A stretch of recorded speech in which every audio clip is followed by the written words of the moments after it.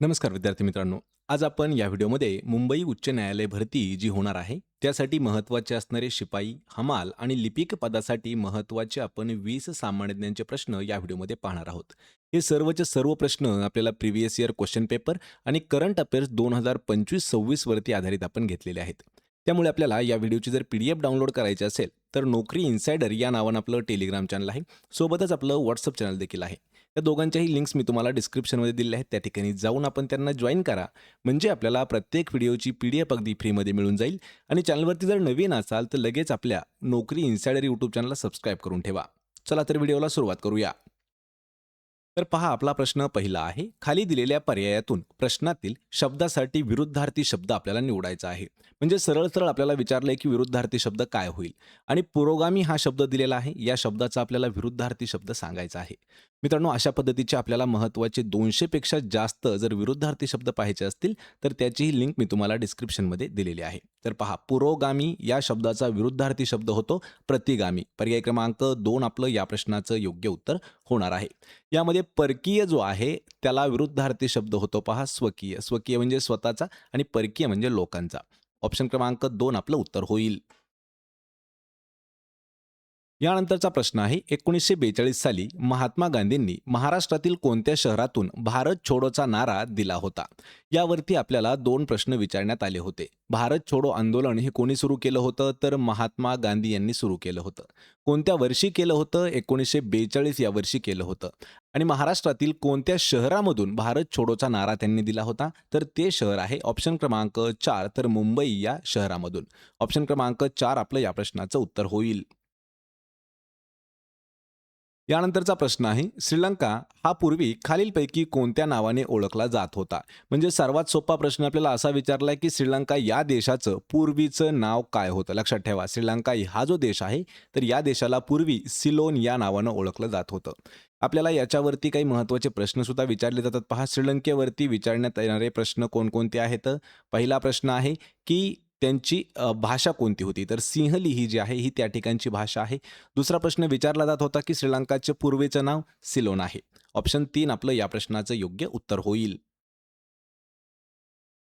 यानंतरचा प्रश्न आहे. डॅश या सायबर गुन्ह्यामध्ये बेकायदेशीर पद्धतीचा अवलंब करून नेटवर्क अथवा वेबसाईटची सुरक्षितता भेदून त्यातील माहिती बदलणे, चोरणे किंवा त्यामध्ये काही बिघाड करणे यांचा समावेश होतो. सर्वात महत्त्वाचा प्रश्न आहे. मित्रांनो, हा जो प्रश्न आहे हा आपल्याला टेक्नॉलॉजीवरती विचारण्यात आलेला प्रश्न आहे. तर एक आपल्याला सायबर गुन्हा असा दिलेला आहे की त्या सायबर गुन्ह्यामध्ये काय काय केलं जाऊ शकतं? तर एखादी चुकीची पद्धत वापरून नेटवर्क किंवा एखादी वेबसाईट जर असेल तर ती हॅक करणं, म्हणजे त्याची जी सुरक्षितता आहे, सिक्युरिटी जी आहे ती भेदून त्यामध्ये काही चेंजेस करणं, ती माहिती चोरणं किंवा त्यामध्ये काही खराबी करणं, हा जो आहे तर हा हॅकिंगचा एक प्रकार आहे किंवा हॅकिंगमध्ये अशा गोष्टी केल्या जातात. पर्याय क्रमांक 3 आपलं या प्रश्नाचं योग्य उत्तर होईल. यानंतरचा प्रश्न आहे. खालीलपैकी कोणतं ठिकाण कुंभमेळ्याशी संबंधित येत नाही? सर्वांना माहीत आहे की कुंभमेळा आपल्या भारतामध्ये 4 ठिकाणी भरतो. पण ऑप्शनमध्ये जे आपल्याला 4 ऑप्शन दिलेले आहेत त्यापैकी असं कोणतं ठिकाण आहे की त्या ठिकाणाशी कुंभमेळा संबंधित येत नाही किंवा कुंभमेळ्याशी ते ठिकाण संबंधित येत नाही?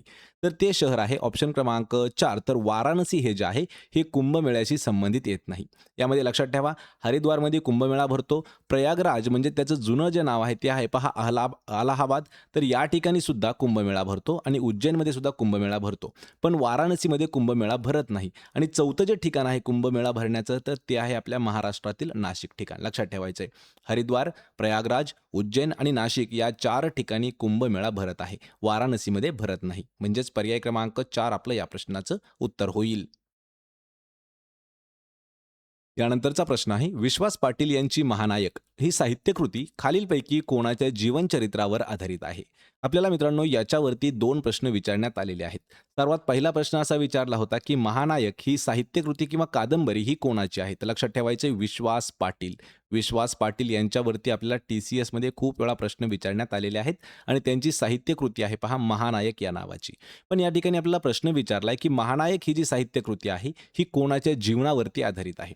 तर या प्रश्नाचं योग्य उत्तर असणार आहे नेताजी सुभाषचंद्र बोस यांच्या जीवनावर आधारित आहे महानायक ही कादंबरी. ऑप्शन क्रमांक 1 आपलं या प्रश्नाचं उत्तर होईल. यानंतरचा प्रश्न आहे, महाराष्ट्रातील लोकशाहीर Annabhau Sathe development corporation limited हे खालीलपैकी कोणत्या विभागाअंतर्गत येतं? म्हणजे या ठिकाणी आपल्याला एक डिपार्टमेंट दिलेलं आहे, तर ते कोणत्या विभागाच्या अंतर्गत येतं? तर कोणतं आहे? लोकशाहीर Annabhau Sathe development corporation limited हे कशाच्या अंतर्गत येतं? तर हे येतं पहा, ऑप्शन क्रमांक 3 सामाजिक न्याय आणि विशेष सहाय्य विभागाच्या अंतर्गत येतं पहा, लोकशाहीर Annabhau Sathe development corporation limited. Option क्रमांक 3 आपलं या प्रश्नाचं उत्तर होईल. यानंतरचा प्रश्न आहे, खालीलपैकी कोणता कालवा पॅसिफिकचे महाद्वार म्हणून ओळखला जातो? पॅसिफिकचे महाद्वार म्हणून ओळखला जाणारा कालवा खालीलपैकी कोणता आहे? आणि याच्यावरती आपल्याला 2 वेळा प्रश्न सुद्धा विचारण्यात आलेले आहेत. या प्रश्नाचं योग्य उत्तर होईल ऑप्शन क्रमांक 1 तर पनामा कालवा जो आहे हा पॅसिफिकचं महाद्वार म्हणून ओळखला जातो. पर्याय 1 आपलं या प्रश्नाचं उत्तर होईल. यानंतरचा प्रश्न आहे, समुद्राची खोली मोजण्यासाठी वापरण्यात येणाऱ्या तरंगलहरी ह्या कोणत्या प्रकारामध्ये मोडतात? समुद्राची खोली ज्यावेळेस मोजायची असेल तर त्यावेळी काही वेव्हज म्हणजे ज्या तरंगलहरी आहेत त्या सोडल्या जातात. तर त्या तरंगलहरी ह्या कोणत्या प्रकारामध्ये येतात? लक्षात ठेवायचे, त्यांना म्हटलं जातं अल्ट्रासॉनिक किरण, म्हणजे अल्ट्रासॉनिक रे यामध्ये त्या तरंगलहरी मोडतात. यामध्ये अल्ट्राव्हायोलेट जे आहे तर हे सूर्याकडून येणारे जे किरण असतात सूर्याकडून, तर हे किरण असतात पहा अल्ट्राव्हायोलेट किरण, आणि त्याला अडवण्याचं काम जो आहे तो ओझोनचा लेयर करत असतो. पर्याय क्रमांक 3 आपलं या प्रश्नाचं योग्य उत्तर होईल. यानंतरचा प्रश्न आहे, 2025 ची नाटो शिखर परिषद खालीलपैकी कोणत्या देशात पार पडली होती? या ठिकाणी थोडीशी प्रिंट मिस्टेक झालेली आहे. लक्षात ठेवायचे, प्रश्न परत एक वेळा पहा. 2025 ची नाटो शिखर परिषद ही कोणत्या देशामध्ये पार पडली होती? मित्रांनो, हा प्रश्न आपल्याला करंट अफेअर्स 2025 वरती आपण घेतलेला आहे. आणि या प्रश्नाचं योग्य उत्तर असेल ऑप्शन क्रमांक 4 तर नेदरलँड या देशामध्ये नाटोची 2025 ची शिखर परिषद जी आहे ती पार पडली होती. ऑप्शन क्रमांक 4 आपलं उत्तर असेल. यानंतरचा प्रश्न आहे, खालीलपैकी कोणत्या देशाने XPNAV-1 हा पल्सर नेव्हिगेशन उपग्रह प्रक्षेपित केला होता? मित्रांनो, हा प्रश्न आपल्याला 2018 मध्ये एक परीक्षा झाली होती कृषी विभागाची, त्यामध्ये हा प्रश्न विचारण्यात आला होता. XPNAV हा जो उपग्रह आहे हा कोणत्या देशाने प्रक्षेपित केला होता? तर तो देश असणार आहे ऑप्शन क्रमांक 2 तर चीन या देशाने तो प्रक्षेपित केला होता. पर्याय 2 आपलं या प्रश्नाचं उत्तर होईल. यानंतरचा प्रश्न आहे, फकीरा ही कादंबरी खालीलपैकी कोणी लिहिलेली आहे? मित्रांनो, आपल्याला कादंबरी, त्याचे लेखक किंवा पुस्तक आणि ते कोणत्या लेखकाचं आहे तर यावर सुद्धा प्रश्न आपल्याला खूप वेळा विचारण्यात आलेले आहेत. त्यातीलच ही एक कादंबरी आहे फकीरा नावाची. तर फकीरा कादंबरी ही शिवशाहीर अण्णाभाऊ साठे यांनी लिहिलेली आहे. ऑप्शन क्रमांक 2 आपलं या प्रश्नाचं उत्तर होईल. यानंतरचा प्रश्न आहे, जगातील एकूण युरेनियमच्या साठ्यापैकी खालीलपैकी कोणत्या देशाकडे 40% साठा उपलब्ध आहे? या ठिकाणी प्रश्न विचारला की पूर्ण जगाच्या किती साठ्यापैकी किती टक्के, म्हणजेच किती टक्के दिला आहे, या ठिकाणी 40% दिलेला आहे. तर 40% साठा जो आहे हा कोणत्या देशाकडे उपलब्ध आहे? किंवा तर या प्रश्नाचं योग्य उत्तर असणार आहे ऑप्शन क्रमांक 4 तर ऑस्ट्रेलिया हा जो देश आहे या देशाकडे जगातील संपूर्ण साठ्यापैकी 40% साठा जो आहे युरेनियमचा हा एकट्या ऑस्ट्रेलिया या देशाकडे उपलब्ध आहे. पर्याय क्रमांक 4 आपलं या प्रश्नाचं उत्तर होईल. यानंतरचा प्रश्न आहे, महर्षी धोंडो केशव कर्वे यांनी खालीलपैकी कोणत्या विद्यापीठाची स्थापना केलेली आहे?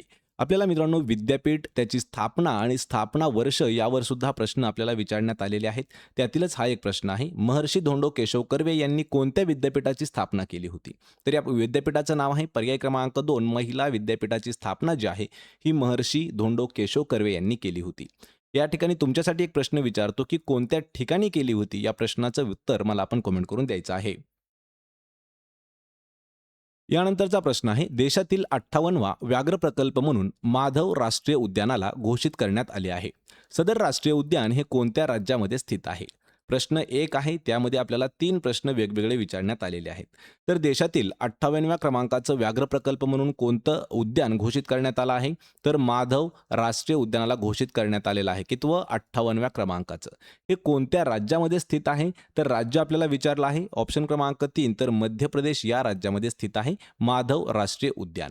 पर्याय क्रमांक 3 आपलं या प्रश्नाचं योग्य उत्तर आहे. यानंतरचा प्रश्न आहे, भारतातील पहिली यशस्वी भूमिगत अणुबॉम्ब चाचणी डॅश येथे केली होती.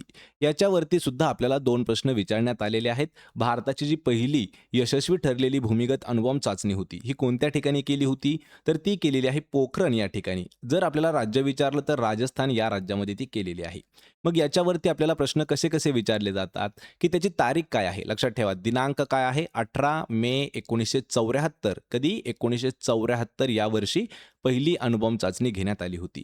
ठिकाण कोणतं होतं? लक्षात ठेवा, जैसलमेर जिल्हा आहे, पोखरण ठिकाण आहे आणि राजस्थान हे राज्य आहे. त्याला दिलेलं जे कोडनेम होतं किंवा सांकेतिक नाव जे होतं, तर ते होतं पहा स्माइलिंग बुद्धा. हे जे आहे, हे पोखरणमध्ये घेण्यात आलेली जी अणुबॉम्ब चाचणी होती, त्याचं नाव होतं. कोणतं? स्माइलिंग बुद्धा. मग त्यावेळी भारताचे पंतप्रधान कोण होते? तर इंदिरा गांधी ज्या आहेत, ह्या त्यावेळी भारताच्या पंतप्रधान होत्या. ऑप्शन क्रमांक 1 आपलं या प्रश्नाचं उत्तर होईल. यानंतर प्रश्न आहे, महाराष्ट्राच्या सातारा, कोल्हापूर आणि सांगली या जिल्ह्यांमधून प्रवाहित होणाऱ्या नदीचे नाव काय आहे? यावर सुद्धा प्रश्न आपल्याला 2 वेळा विचारण्यात आलेला होता.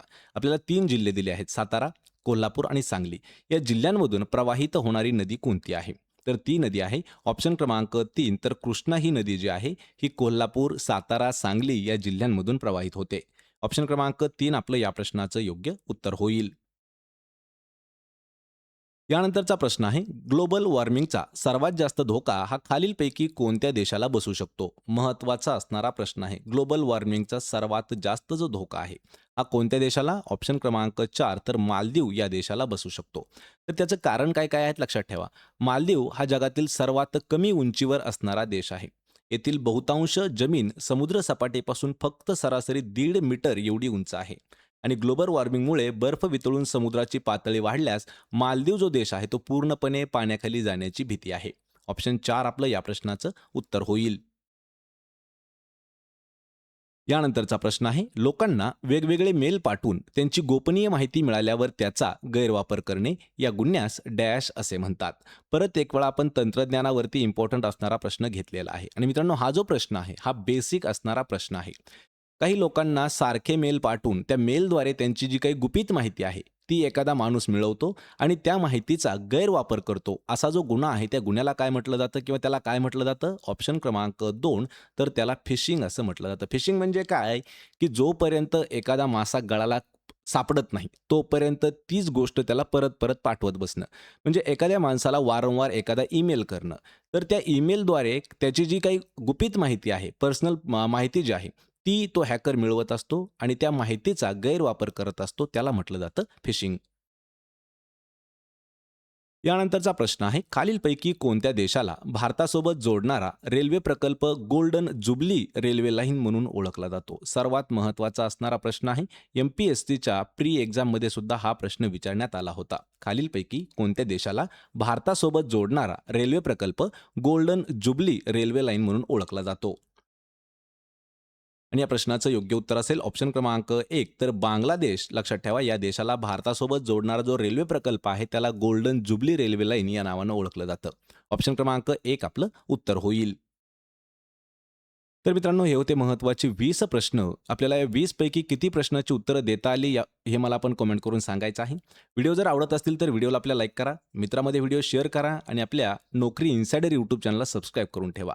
प्रत्येक व्हिडिओची PDF अगदी फ्रीमध्ये जर मिळवायची असेल तर आपलं टेलिग्राम चॅनल आहे नोकरी इन्सायडर या नावानं. त्याची लिंक मी तुम्हाला डिस्क्रिप्शनमध्ये दिलेली आहे. त्या ठिकाणी जाऊन आपण त्याला जॉइन करा, म्हणजे PDF अगदी फ्रीमध्ये मिळेल. आपण भेटूया पुढच्या एका अशाच नवीन व्हिडिओमध्ये. तोपर्यंत जय हिंद, जय महाराष्ट्र.